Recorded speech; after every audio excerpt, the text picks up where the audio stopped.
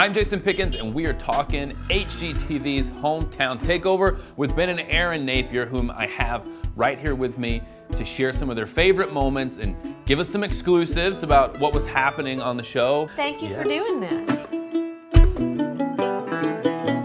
Episode 2, so much has already been done. As a recap here, we've done Tap 18, The Moody's. the mural. The doors. Also, Big Fish House is done. The Barber Shop is done. These are huge icons in the town. You feel proud of it?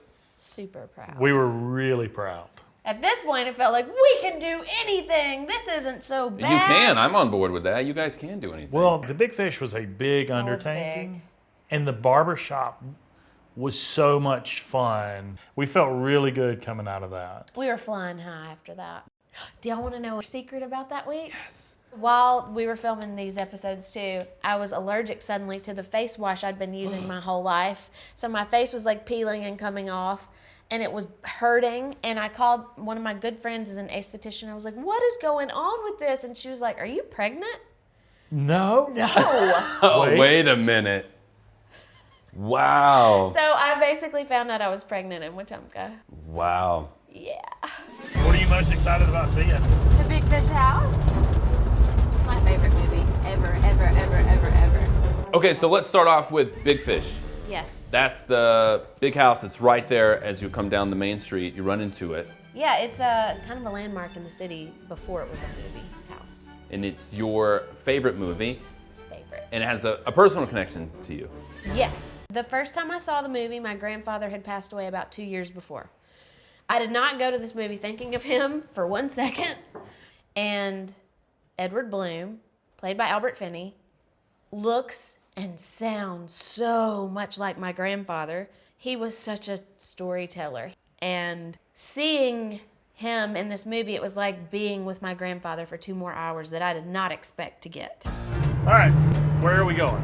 We are going to Jerry's Barber Shop, owned by Mayor Jerry Willis. It's not like a nickname. No, it's not. He's literally the mayor. So the Big Fish House is an iconic house. There's also another icon on the same street, maybe not for America yet, but certainly in the town, and that's the Barber Shop. Yes. Yeah, Jerry's Barber Shop. Barber Shop. It belongs to the mayor. So the barber shop is the mayor's barber shop, and he bought it from the mayor. Yeah. You're like some sort of strange Wetumpkian kingmaker. So what did you want to accomplish first? Taking it back in time was Yeah. the big thing. Just to make the inside match the outside. That was their only goal. Like in Brooklyn, you know, the barbers have tattoos and things, but it feels like it has not changed since 1900. That was what we wanted the barbershop to feel like. Like you had stepped back. Is it 1920 or is it 2020? Yeah. I love to go to Brooklyn. My first whoa, hometown is a big deal moment happened in New York. We're standing at an intersection waiting for the crosswalk, and we start walking across, and this guy, if he intentionally hit me on the shoulder as he was passing me. And it was this moment of whoa, dude, and I don't know what the custom is in New York. Maybe that's a get out of my way. It is. And It is. And I introduced that when I moved there. yeah, you brought it from I Alabama. did, yeah. So he stiff arms me, and I turn in this fight or flight moment of what We're the fixing to bow up at him. yeah, and he said, "Hometown, I love your show," and it was this moment of what?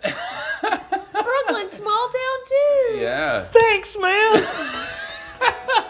We're gonna find us a bullet. Maybe. Maybe not.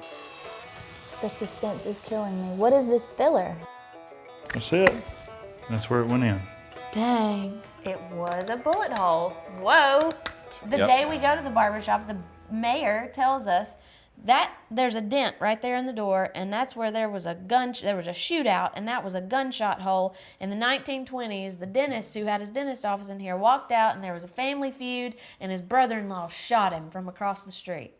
And it was a whole big ordeal, and that is where the bullet is. And we were like, no way. But the day we brought the mayor, we feel positive we found where the bullet finally landed in the brick wall.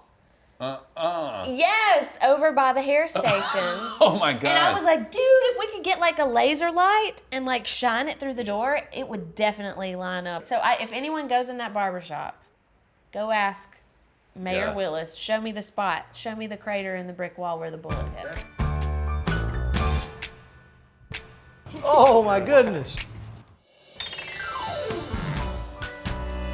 Oh my gosh. It's huge. We're at episode 2 now. So much's already happened. In episode 3, you guys are tackling Coach's Corner, the family restaurant in town. So we're cooking up more Dad jokes. cooking. It's gonna be good. Are you keeping it real?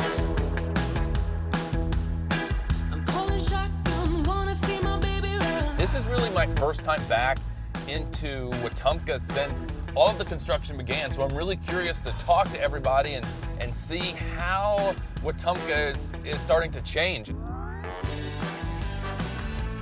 So I'm turning left now onto the street where Erin sent Wendell to organize a door painting campaign, and I gotta say, it's genius. Oh, look at this little teal door right here. Oh my God, it looks so great. It got everybody in the community together, outside, talking to each other, just a great community experience, and it's such an easy way to really add some visual curb appeal to the street. I kind of want to just get out and talk to somebody. Oh, here's somebody. Hey.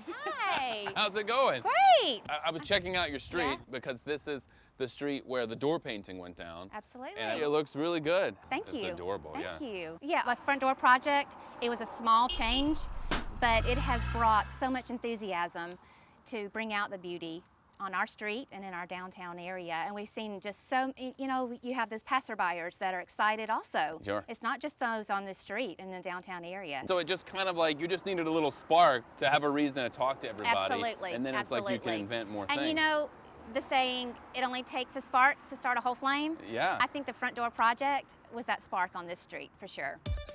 I just know that changes are already starting to happen here in Wetumpka. I'm really getting the sense that this revitalization is starting to work. A lot's been done in the revitalization of Wetumpka, but there's still so much more to go.